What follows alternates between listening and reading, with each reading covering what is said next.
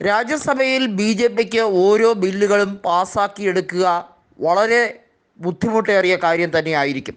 ഒന്നാമത്തെ കാര്യം കേവല ഭൂരിപക്ഷം ഇല്ല എന്നുള്ളതും, മറ്റൊരു കാര്യം ബി ജെ പിയെ പരമ്പരാഗതമായി സഹായിക്കുന്ന ചില പാർട്ടികൾ അവർ അതിശക്തമായി തന്നെ ഇന്ത്യ മുന്നണിയോടൊപ്പം ചേരാൻ തീരുമാനിച്ചു കഴിഞ്ഞതുമാണ്.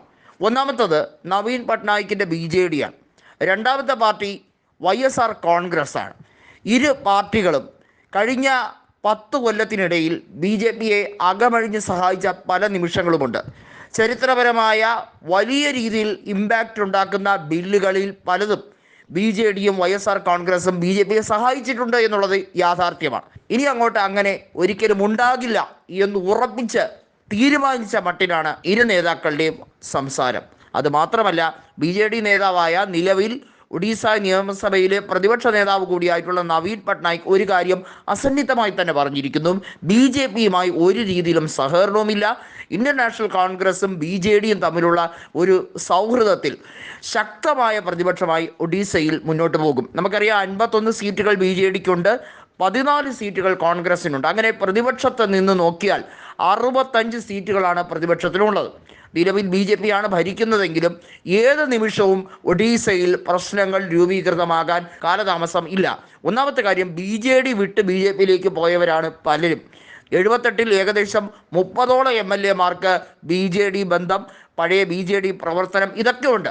അവരാരും നവീൻ പട്നായിക്കിൻ്റെ അഭിപ്രായ വ്യത്യാസം അല്ലെങ്കിൽ ആ ഒരു രീതി കണ്ടിട്ടല്ല, ബി ജെ പിയിൽ വലിയ അനന്ത സാധ്യതകളുണ്ട് എന്ന രീതിയിലാണ് അവർ മുന്നോട്ട് പോയത്. എന്നാൽ സംസ്ഥാനത്ത് ഇപ്പോൾ മുഖ്യമന്ത്രിയായി അവരോധിക്കപ്പെട്ട നേതാവ്, അദ്ദേഹവുമായിട്ടുള്ള അഭിപ്രായ ഭിന്നത ബി ജെ പിക്കുള്ളിൽ തന്നെ കല്ലുകടിയായി നിൽക്കുന്നുണ്ട്. അതുപോലെ തന്നെ TDPയും പ്രശ്നങ്ങളിൽ അതിരൂക്ഷമായി തന്നെ നിൽക്കുന്നുണ്ട്. നിലവിൽ ആന്ധ്രാപ്രദേശിൽ സുഗമമായി മുന്നോട്ട് പോകുന്നു എന്ന് തന്നെയാണ് വിചാരിക്കുന്നതെങ്കിൽ പോലും വളരെ വൈകാതെ തന്നെ അവിടെ ശക്തമായി തന്നെ YSR കോൺഗ്രസും ചേർന്നുകൊണ്ടുള്ള ഒരു പ്രതിപക്ഷ ബദൽ ശക്തമായി നീക്കാനുള്ള ആലോചനകൾ തുടങ്ങിക്കഴിഞ്ഞിരിക്കുന്നു. നമുക്കറിയാം, YSR കോൺഗ്രസ് നേതാവ് ജഗൻ റെഡ്ഡിയാണ്. അതുപോലെ തന്നെ അദ്ദേഹത്തിൻ്റെ സഹോദരി ശർമിളയാണ് കോൺഗ്രസിനെ നയിക്കുന്നത്.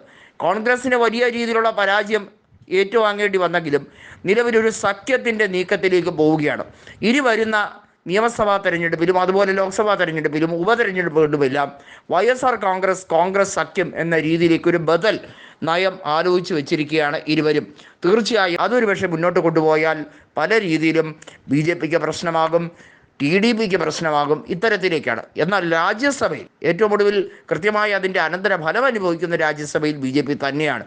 ബി ജെ പി പാസ്സാക്കി കൊണ്ടുവരുന്ന ബിൽ, ലോക്സഭയിൽ അവതരിപ്പിക്കുന്ന ബിൽ പാസ്സാക്കിയാലും രാജ്യസഭ കൂടി പാസ്സാക്കണം എന്നുള്ളതിനാൽ അത് ഒരു പക്ഷേ വളരെ ബുദ്ധിമുട്ടേറിയ കാര്യം തന്നെയാണ്. മാത്രമല്ല, ഇനി നിയമസഭാ തെരഞ്ഞെടുപ്പ് നടക്കാനിരിക്കുന്ന സംസ്ഥാനങ്ങളുടെ കൂടി കാര്യം ഓർക്കുമ്പോൾ ബി ജെ പിയുടെ MLA-മാരുടെ എണ്ണം ഗണ്യമായി കുറയാനുള്ള സാധ്യത മാത്രമേ ഉള്ളൂ. കൂടാനുള്ള സാധ്യത വളരെ നന്നേ കുറവാണ്. കാരണം ബി ജെ പിക്ക് ആധിപത്യമുള്ള സംസ്ഥാനങ്ങളിൽ സീറ്റുകളുടെ എണ്ണം കുറയുന്ന സാഹചര്യം, ലോക്സഭയുടെ ആനുപാതിക കണക്കെടുത്താൽ സീറ്റുകൾ കുറയുന്ന ഒരു സാഹചര്യം തീർച്ചയായും അവിടെയൊക്കെ ഉണ്ടായിട്ടുണ്ട്. അതുകൊണ്ട് തന്നെ ഉപതെരഞ്ഞെടുപ്പുകളും അതുപോലെ നിയമസഭാ തെരഞ്ഞെടുപ്പുകളും വരും കാലങ്ങളിൽ ഏറ്റവും കുറഞ്ഞത് 2 വർഷത്തെ ഇടവേളയിൽ വരുന്ന നിയമസഭാ തെരഞ്ഞെടുപ്പുകളെ കണക്ക് നോക്കുമ്പോൾ, ലിസ്റ്റ് നോക്കുമ്പോൾ രാജ്യസഭയിലേക്ക് ആനുപാതികമായി ബി ജെ പിയുടെ അംഗസംഖ്യ ഇനിയും കുറയാനുള്ള സാധ്യത മാത്രമേ മുന്നിൽ കാണുന്നുള്ളൂ.